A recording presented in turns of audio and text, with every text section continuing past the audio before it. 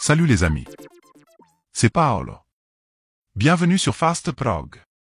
Nous allons voir ensemble le raccordement d'une paire de photocellules DXR10 BAP sur la borne CX de la ZN7 et d'une autre paire sur CY. Cette configuration vous permet d'associer un mode différent à chaque paire de photocellules, contrairement à un câblage en série. Par exemple, il vous est possible de faire en sorte que le passage devant une paire provoque la réouverture du portail pendant la fermeture, en cas de passage entre celles-ci, et que le passage devant l'autre paire déclenche la refermeture du portail pendant l'ouverture, en cas de passage entre ces dernières. Je vous expliquerai ensuite comment les activer sur la carte de commande ZN7. Mais si d'autres dispositifs de sécurité sont déjà branchés sur CX et CY, alors vous pourriez effectuer un branchement en série. Voici en haut à droite un lien pour le schéma de câblage en série des photocellules, si besoin. Pensez toujours à mettre hors tension votre automatisme avant toute intervention sur la carte de commande. Voici représenté en haut le bornier de la carte ZN7. Plus bas à gauche, la cellule réceptrice RX et à droite, la cellule émettrice TX de la première paire de cellules, les Deep Switch 1 sur Off. Plus bas encore, l'émettrice RX et à droite, la réceptrice TX de la deuxième paire de cellules, les Deep Switch 1 sur On. Il est préférable de ne pas poser les RX et les TX du même côté, afin d'éviter que les émetteurs et les récepteurs des différentes paires n'interfèrent entre eux. Je n'ai pas représenté les cellules de cette manière sur le schéma pour faciliter la compréhension du câblage. Vous n'êtes bien évidemment pas obligé d'effectuer ce câblage dans l'ordre présenté maintenant. La borne 2 de la ZN7 doit être raccordée à une borne out de chaque RX. L'autre borne, out d'une cellule réceptrice d'une paire, ira sur CX de la ZN7. Et l'autre borne, out de la réceptrice de la deuxième paire, ira sur CY. La borne 11 de la ZN7 aux bornes 11 de chaque photocellule. Et la borne 10 de la ZN7 aux bornes 10 de chaque photocellule. Et voilà, le câblage est terminé.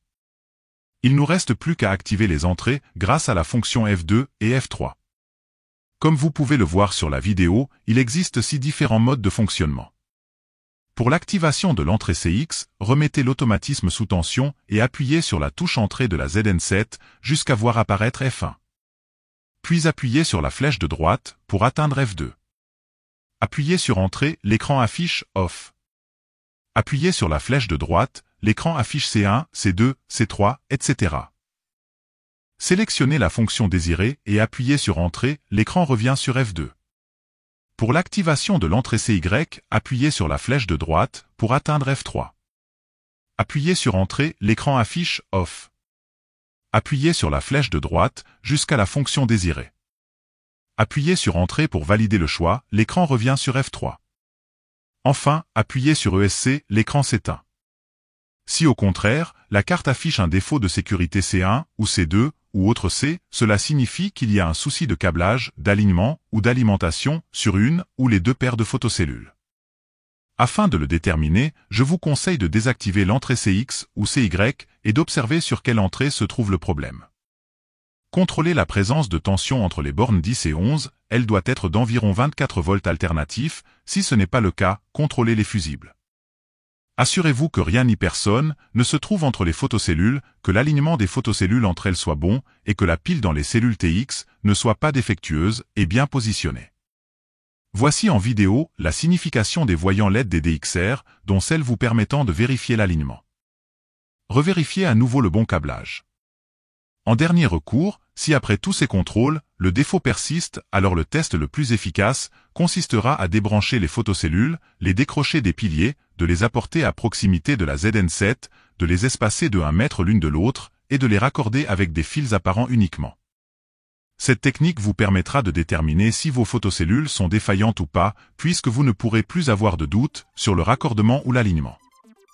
Et si à la fin tout va bien, alors parfait. Si cette vidéo vous a permis d'être plus rapide et efficace, continuons à travailler ensemble. N'oubliez pas le pouce ou le petit commentaire et n'hésitez pas à vous abonner afin de découvrir le monde facile de FastProg. De nouvelles vidéos sont fréquemment ajoutées à la chaîne. Pour la programmation de vos télécommandes, d'autres dispositifs de sécurité ou l'accès direct à la chaîne, cliquez sur le lien qui vous intéresse. Arrivederci alla prossima!